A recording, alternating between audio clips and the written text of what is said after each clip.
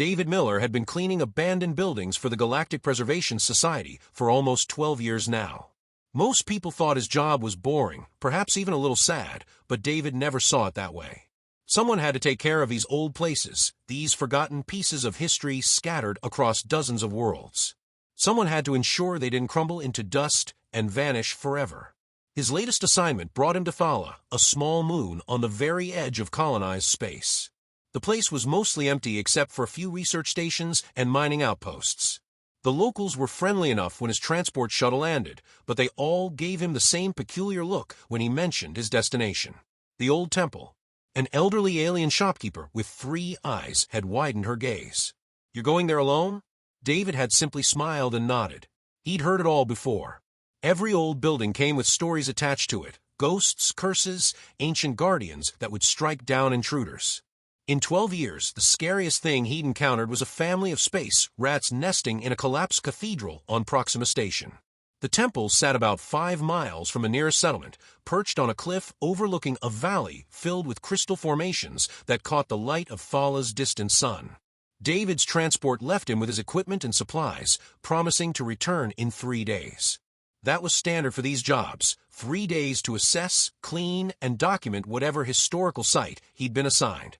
As the transport lifted off, leaving him alone, David got his first real look at the temple. It was massive, far larger than the photos in his briefing had suggested. The structure was built from dark stone that seemed to absorb light rather than reflect it. Tall columns flanked the entrance, covered in carvings worn smooth by time and weather. The place must have been incredible when it was new. David grabbed his gear and headed inside. The main doors had long since collapsed, leaving a wide opening that let in just enough light to see by. He clicked on his headlamp anyway. As he stepped into the interior, the beam cut through darkness, revealing a chamber so vast his light couldn't reach the far walls. His footsteps echoed, bouncing back from a dozen different directions. The walls were covered in murals, most faded so badly he could barely make out the shapes. He could see figures, scenes of what might have been daily life or important events. Without proper restoration equipment, there wasn't much he could do about those. But at the center of the chamber sat something else entirely. The statue dominated the space. It had to be at least 30 feet tall, carved from the same dark stone as the temple itself. The figure was humanoid, standing upright on 2 legs, but it had 4 arms instead of 2. The face was angular, almost harsh, with high cheekbones and a strong jaw. But the eyes, those were what caught David's attention and held it. Even carved from stone, even in the dim light of his headlamp, those eyes seemed impossibly deep, as if staring long enough might cause him to fall right through them and never stop falling. David blinked and shook his head. Long day, tired brain. That's all it was. He spent the next hour unloading his equipment and setting up his workstation in one corner of the chamber. Portable lights, cleaning supplies, documentation, cameras, all the tools of his trade. Once everything was arranged, he did a full walk around the temple, taking notes and photos. The place was in better shape than he'd expected. Some ceiling damage, lots of dust and debris, but the structure itself seemed solid. By the time he'd finished his initial survey, his stomach was reminding him he'd skipped lunch. David pulled out a ration bar and ate it while reviewing his notes. Tomorrow, he'd start the actual cleaning. Tonight, he'd set up his sleeping bag and rest. As he settled in for the night, his portable lights casting long shadows across the chamber, David found his gaze drawn back to the statue. There was something about it that felt different from other artifacts he'd worked with. Most ancient relics felt dead, disconnected from whatever civilization had created them. This one felt like it was waiting for something. David closed his eyes and told himself to stop being ridiculous. It was just a statue in an empty temple on a lonely moon. Tomorrow he'd clean it, document it, and move on to the next job. That's how it always went. He had no idea how wrong he was. David woke early the next morning, ate a quick breakfast, and got straight to work. He started with the floors, sweeping away centuries of accumulated dirt and debris. The stone underneath was beautiful once cleaned, polished smooth by whoever had built this place so long ago. He worked methodically, section by section, the way he'd been trained. Good work took time. There was no point in rushing. By mid-morning, he'd cleared enough floor space to set up his hydraulic lift. The statue was too tall to clean from the ground, and he needed to document every detail for the Preservation Society's records. He rolled the lift into position and tested it several times to ensure stability. The last thing he needed was to fall and break his leg in the middle of nowhere. The lift hummed quietly as it raised him level with the statue's chest. Up close, the craftsmanship was even more impressive. Every detail was perfect, from the individual fingers on each of the 4 hands to the subtle texture that made the stone look almost like skin. Whoever had carved this had been a master. David pulled out his soft bristled brush and got to work, gently removing the thick layer of dust coating the statue's surface. Patience was everything with old artifacts. Rush the job, use the wrong tools, and you could damage something irreplaceable. So he took his time, working carefully, humming an old song his grandfather used to sing. He was about 3 hours into the work when it happened. He'd been cleaning around the statue's shoulder, balanced awkwardly to reach a tricky spot, when his elbow knocked against his cleaning solution bottle. The bottle tipped, tumbled off the lift platform, and fell. David watched in horror as it bounced off the statue's arm and exploded against its chest. The cleaning solution splashed everywhere, soaking into the stone. He swore under his breath and quickly hit the button to lower the lift. That solution wasn't supposed to harm stone, but he'd never forgive himself if it caused any damage. The lift was halfway down when he noticed the glow. Faint at first, just a flicker of blue light where the solution had splashed. But was getting brighter, spreading out in lines that he suddenly realized were carved runes he hadn't even seen before. They'd been hidden under the dust, invisible until the liquid revealed them. The floor started shaking. Not just trembling, but actually shaking hard enough that David had to grab the lift safety railing to keep from falling. Dust rained down from the ceiling. The portable lights he'd set up flickered and swayed. And the impossible statue began to crack, not breaking, not crumbling, but spreading like ice melting, like something pushing through from the inside. David's brain was screaming at him to run, to get out of there, but his body wouldn't move. He just stood there on the lift platform, frozen, watching the impossible become real. The statue's eyes opened. Not the stone eyelids lifting. The actual eyes underneath opened. And they weren't made of stone at all. They were like looking into deep space, like staring into a galaxy, swirling with colors David didn't have names for. Those eyes fixed on him, and he felt the weight of that gaze down to his bones. Then it spoke. The voice came from everywhere and nowhere, resonating through the chamber, through the floor, through David's entire body. It was old, so incredibly old, and tired in a way that made David think of his grandfather in his final days.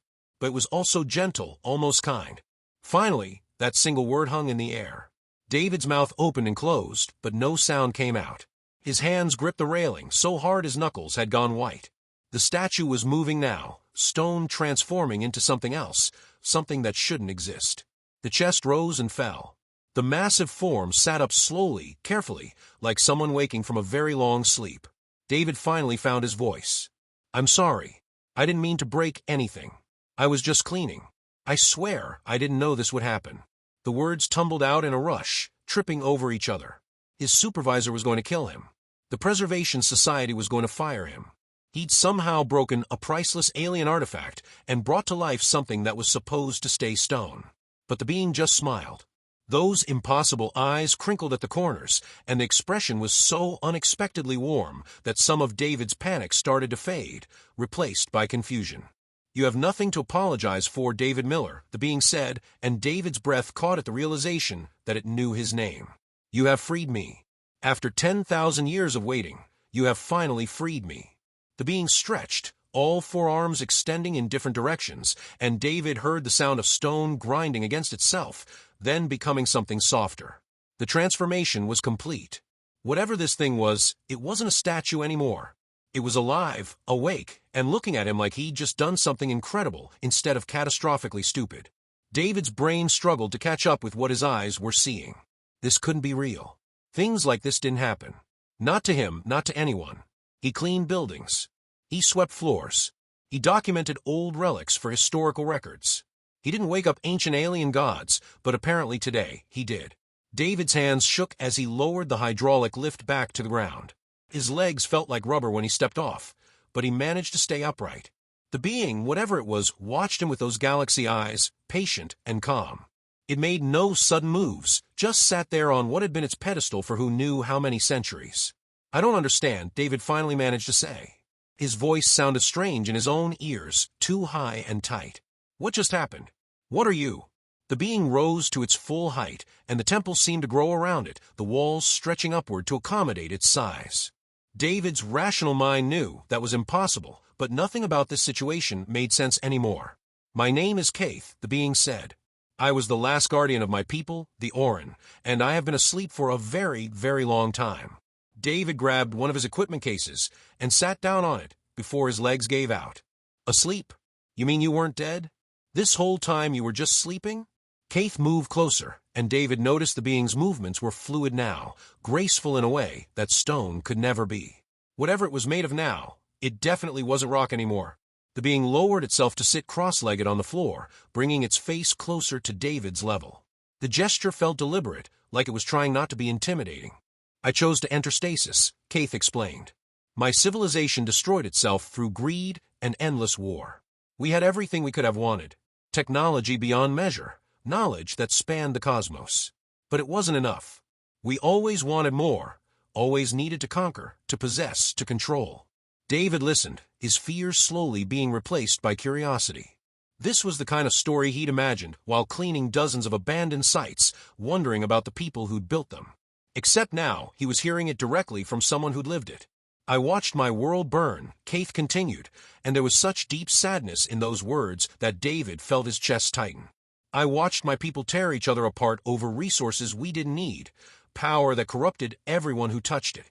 In the end, I was alone, the last of the Orin. And I realized that if my people's knowledge survived, if others found it, they might repeat our mistakes. So you hid it, David said quietly. You put yourself to sleep and waited. Keith nodded, all four hands moving in a gesture that might have been the alien equivalent of a sigh. I sealed myself and the temple's knowledge away. I created a barrier that could only be broken by someone with pure intent, someone who approached this place without selfish desire. For 10,000 years, beings came. Conquerors looking for weapons, treasure hunters seeking riches, religious fanatics demanding miracles and power. David thought about all those people coming to this temple over thousands of years and felt a strange chill. What happened to them? Nothing, Keith said simply. The barrier did not harm them. It simply did not respond. They found an empty temple and a stone statue. Nothing more. They left disappointed, angry, or afraid, but they left. The being leaned forward slightly. Until you. But I'm nobody special, David protested. I'm just a guy who cleans old buildings. I came here to do my job, that's all. Exactly, Keith said, and there was something that might have been a smile in that alien face. You came with no expectations of reward, no demands, no prayers. You saw an abandoned place that deserved care, and you gave it that care. You treated this temple, my resting place, with respect, simply because it existed, not because you wanted something from it. David looked down at his hands, still grimy from a morning's work. I just think old things deserve to be looked after, especially things that people built with care. Someone put their heart into making this place. It seems wrong to let it fall apart just because they're gone. That compassion, Keith said softly, that simple, genuine compassion is what broke the seal. Not magic words or special rituals, just a human being who saw something broken and wanted to fix it, expecting nothing in return. David felt his face getting hot. He'd never been good with compliments. So what happens now? I mean, you're awake. What are you going to do? Keith was quiet for a long moment. Those cosmic eyes studied David with an intensity that should have been uncomfortable, but somehow wasn't. That is an excellent question. I've been asleep for so long. I do not know what the galaxy has become. Are the species I knew even still alive? Have others risen to take their place? Is the cycle of greed and war still turning? It's complicated, David admitted. There's a lot of different species now, all working together through something called the Galactic Council. It's not perfect. People still fight sometimes, still argue over resources and territory, but mostly we try to cooperate. Humans, we only joined about 60 years ago. We're still kind of the new kids. Humans, Keith repeated the words slowly, as if tasting them. And they sent you, a human, to care for forgotten places across the stars. Well, yeah. Somebody has to do it. The Preservation Society makes sure old sites don't get lost or destroyed. We document them, protect them, keep them safe for future generations. David shrugged. It's important work, even if it's not glamorous. Keith stood again, moving to one of the temple walls. One hand traced the faded murals that David had noticed the day before. Tell me about your people, David Miller. Tell me about humanity. I wish to understand the species that values preservation over profit. So David talked. He told Keith about Earth, about how humans had nearly destroyed their own world before learning to do better. He talked about the mistakes humanity had made, the wars and the waste, but also about how they'd changed, how they'd learned. He explained about the Galactic Council, about the different alien species he'd met in his work, about the complicated process of dozens of civilizations trying to build something better together. And Keith listened to every word. David knew he had to report what happened. It was part of his job, and besides, this was way too big to keep to himself. That evening, after spending hours talking with Keith, he pulled out his communication device and called his supervisor, Lisa Bennett. "Hey, Lisa," he said, trying to sound casual. "So, funny thing happened at the temple today. Please tell me you didn't break anything," Lisa said. She sounded tired. It was late back at headquarters. "Well, not exactly broke. More like activated." David winced. The statue wasn't actually a statue. It was an alien in stasis, and I kind of accidentally woke it up. There was a long silence on the other end. Then Lisa laughed. "David, are you feeling okay? The isolation getting to you out there? Heat stroke? Maybe. But I'm serious, Lisa. I'm standing here looking at a 30-foot-tall alien being who says its name is Keith, and it's been asleep for 10,000 years. And I'm the Queen of Andromeda," Lisa said. "Look, finish your survey. Take some time to rest, and we'll talk when you get back. Maybe stay out of the sun tomorrow." David looked at Keith, who had been listening to the conversation with what might have been amusement. "She doesn't believe me. Perhaps I should speak with her," Keith suggested. 5 minutes later, Lisa was no longer laughing. Keith's image filled the hologram projector, far too large for the frame. Clearly not a recording or a trick. Lisa had gone completely white and promised to call back. When she did 2 hours later, she had the entire Preservation Society board on the line, along with representatives from the Galactic Council. Things moved very quickly after that. By the next morning, Thala's empty skies were filled with ships, military vessels from a dozen different species, their weapons trained on the temple just in case. News carriers broadcast live footage to billions of viewers across known space. Government transports brought diplomats and officials who all wanted to be the first to make contact with an ancient alien being. David stood at the temple entrance watching the chaos and felt completely overwhelmed. His communication device hadn't stopped buzzing. Reporters wanted interviews. His family back on Earth had seen the news and were calling nonstop. The Preservation Society had put him on immediate paid leave while they figure out what to do. "This is insane," he muttered. Behind him, Keith observed the gathering crowd with those ancient eyes. "Your species moves quickly when motivated. The Orin were never so efficient." A landing craft touched down near the temple, and a group of important-looking individuals emerged. David recognized some of them from news broadcasts, council members, military commanders, religious leaders from various faiths. They approached the temple entrance, but stopped when Keith moved to stand beside David. The lead diplomat, a tall being with blue skin and too many arms, stepped forward. "Great Keith, we come in peace and friendship. The Galactic Council requests an audience to discuss your awakening and what role you might play in our society." "I appreciate your interest," Keith said calmly, "but I must decline." The diplomat blinked in confusion. "Decline? But surely you wish to share your wisdom with the galaxy. Your knowledge could advance our civilizations by centuries." "Perhaps. But I will only speak with David Miller." The crowd erupted in protests. Offers were made. Bribes suggested. Threats barely veiled. David wanted to crawl into a hole and disappear. This was way beyond anything he'd signed up for. But Keith remained unmoved, as solid as the stone it had once been. Eventually, the crowd dispersed, setting up camps around the temple. They weren't leaving, but they couldn't force their way in either. Some kind of energy barrier had appeared around the structure, one that only David seemed able to pass through. Inside the temple, away from the chaos, David continued his work. It felt ridiculous to keep cleaning while the galaxy waited outside, but Keith had asked him to finish what he'd started. So David swept floors, repaired damaged tiles, and carefully documented the murals on the walls. While he worked, they talked. Keith told stories about the Orin civilization, about the wonders they'd created, and the mistakes that had destroyed them. David listened and asked questions, offering his own perspective as someone who'd grown up learning from humanity's past failures. "Your people nearly destroyed themselves too," Keith observed one afternoon, watching David patch a crack in a wall. "But you stopped.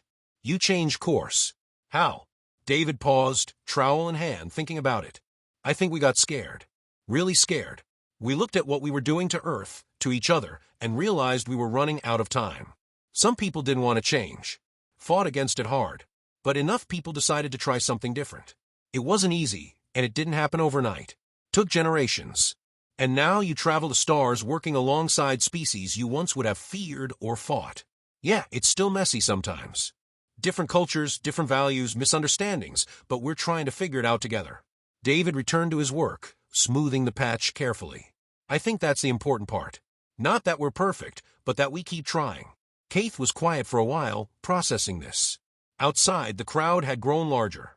David could hear speeches being made, arguments breaking out about what should be done with the awakened alien. Some wanted Keith to lead them. Others feared what an ancient being might do. Religious groups were already forming new interpretations of old texts. They want something from me, Keith said finally. They want me to solve their problems, to give them answers, to be their God or their savior or their threat. Yeah, David agreed. People are good at that.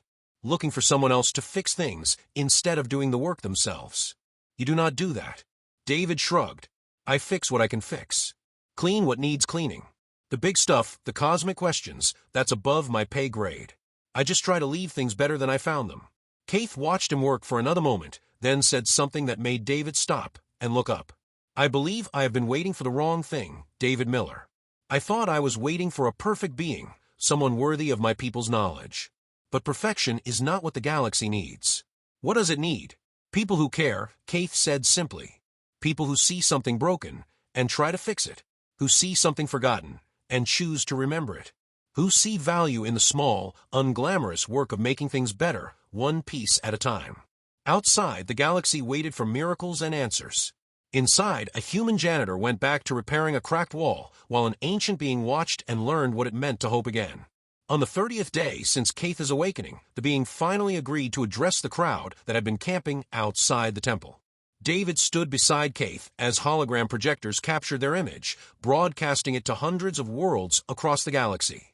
Billions of beings watched and waited to hear what the ancient alien would say.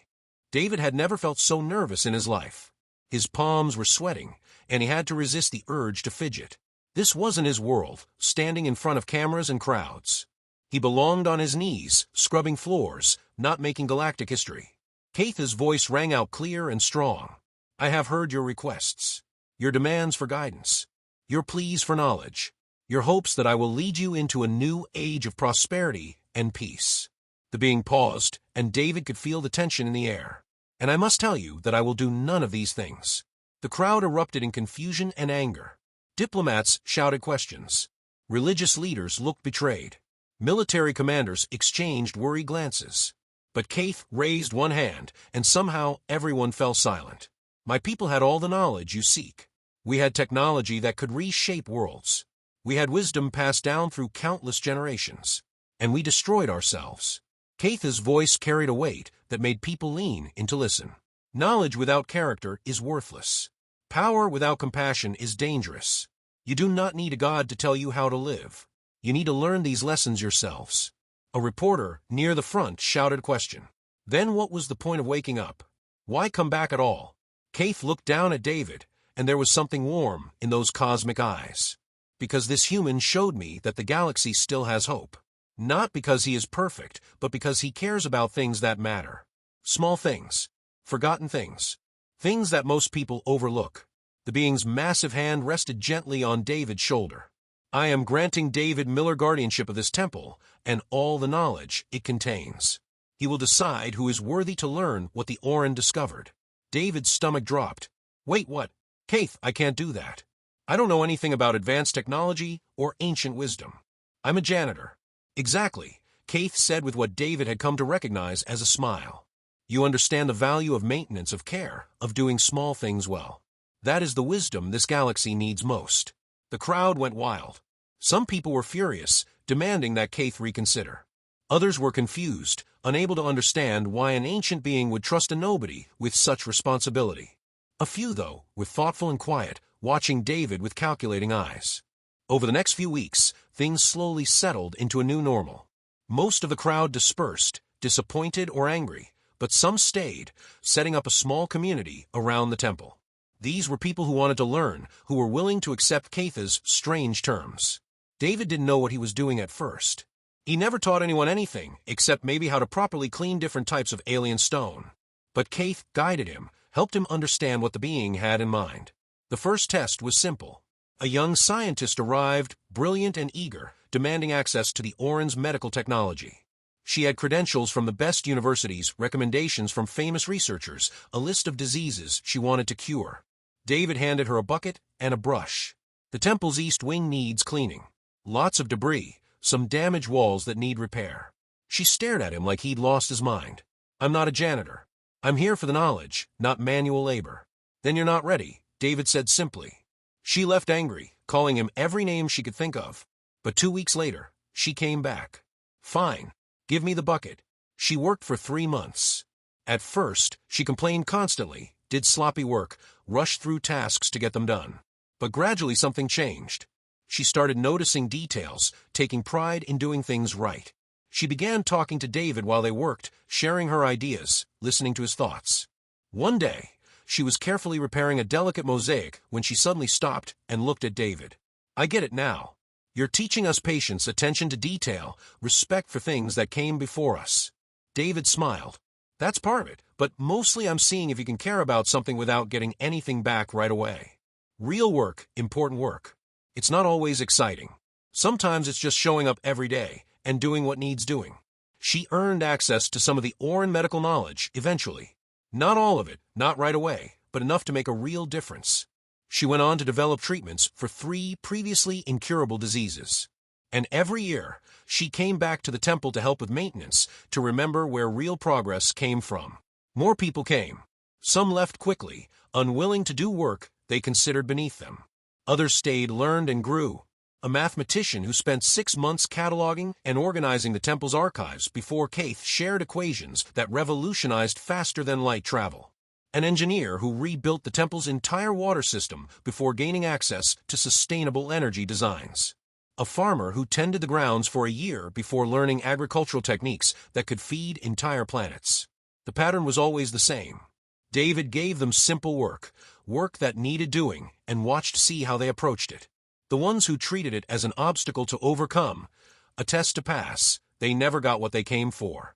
The ones who found value in the work itself, who took pride in doing it well, who understood that taking care of things mattered, those were the ones Keith deemed worthy. News spread slowly across the galaxy. The temple on Thala became famous, but not in the way anyone expected. People called it the strangest school in known space. No classes, no lectures, just work. Cleaning, repairing, maintaining, building. And somewhere in that work, if you approached it right, you learned things that could change the galaxy. David never stopped being a janitor. That was still his job, still his identity. But now he cleaned a living temple, worked alongside an ancient being who had become his friend, and taught people that the most important knowledge wasn't found in books or databases. It was found in the simple act of caring for things because they deserved care. Keith remained in the temple, content at last. The being had spent 10,000 years alone, waiting for a sign that compassion still existed in the universe. And in David Miller, an ordinary human doing ordinary work with extraordinary dedication, Keith had found not just that sign, but reason to believe the future might be different from the past. Sometimes late at night, when the work was done, they would sit together in the main chamber, and Keith would tell stories of the Orcs, while David shared tales of Earth. 2 beings from completely different worlds, separated by thousands of years, connected by the simple understanding that what mattered most wasn't power or knowledge or glory. What mattered was showing up, doing the work, and caring about things that couldn't care back. Everything else, all the great achievements and cosmic revelations, those were just bonuses that came from getting the small stuff right.